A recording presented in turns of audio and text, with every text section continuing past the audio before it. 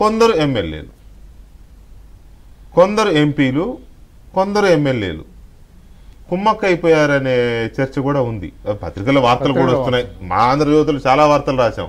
కాకపోతే కొన్ని చోట్ల పేర్లు పెట్టలేని పరిస్థితి ఉండొచ్చు, కొన్ని చోట్ల పేర్లు పెట్టి బహిరంగంగా రాశాం. మీరు ఫాలో అవుతున్నారు. దీన్ని ఎవరు ఆపాలి? ఈ రకమైన ములాఖత్ అయిపోయి చేసేసుకునే వ్యవహారాన్ని. అంటే ముందు అసలు 3 పార్టీల మధ్య సమన్వయం కాదు, విత్ ఇన్ ది పార్టీలో సమన్వయం పెరగాలి. బాగా చెప్పారు. విత్ ఇన్ ది పార్టీలో సమన్వయం అంటే చిన్న ఉదాహరణ అండి. అంటే ఎక్కడ ఆ లింక్ ఎక్కడ తెగింది అంటే, నేను మొన్న చిన్న ఉదాహరణ, అసెంబ్లీ సమావేశాల సందర్భంలో మన డిఎస్సి అభ్యర్థులకి ఇచ్చే కార్యక్రమం చేసింది గవర్నమెంట్.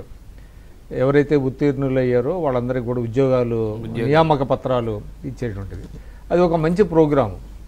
అది అసలు అది హైలైట్ కాకుండా అసెంబ్లీలో జరిగినటువంటి కొన్ని అన్అవాయిడబుల్ ఏవైతే ఉన్నాయో దానికి ఎక్కువ పబ్లిసిటీ వచ్చేసింది.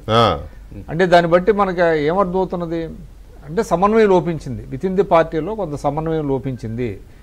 ఇప్పుడు మీరు చెప్పిన ఇన్ఛార్జి మినిస్టర్లకి, ఎమ్మెల్యేలకి, ఎంపీలకి వీళ్ళందరి మధ్య వాళ్ళు మిలాఖత్ అవ్వటమో లేకపోతే వాళ్ళిద్దరి మధ్య వైరుధ్యాలు రావటం, ఇవన్నీ కూడా కారణం ఏంటంటే పార్టీలు కొంత ఎక్కడో గ్యాప్ వచ్చింది అనేది, సమన్వయం లోపించింది.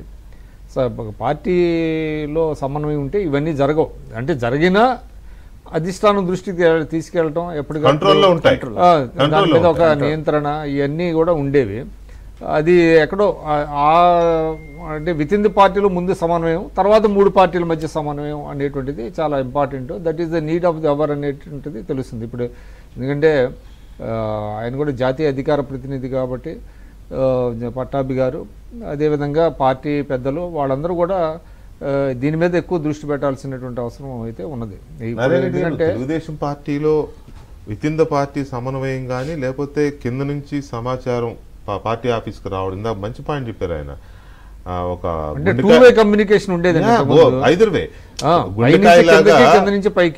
గుండెకాయలాగా రక్తాన్ని పంప్ చేస్తుంది, మళ్ళీ వెనక్కి ఫిల్టర్ చేయడానికి, బ్లడ్ ప్యూరిఫై చేయడానికి. అది ఏదో ఎక్కడ నిజంగానే ఎక్కడో అది కనబడట్లేదు. మీ అబ్జర్వేషన్ ప్రకారం? అబ్జర్వేషన్ ప్రకారం వెంకటకృష్ణ గారు, ప్రభుత్వం ఉండేటప్పుడు ఆటోమేటిక్గా దానికి యంత్రాంగం మనకి ఇంటెలిజెన్స్ వైఫల్యమా లేకపోతే ఇంకోట అనేది కాదు, దాని ప్రకారం ఇంటెలిజెన్స్ ద్వారా అనేక విషయాలు తెలుస్తూనే ఉంటాయి.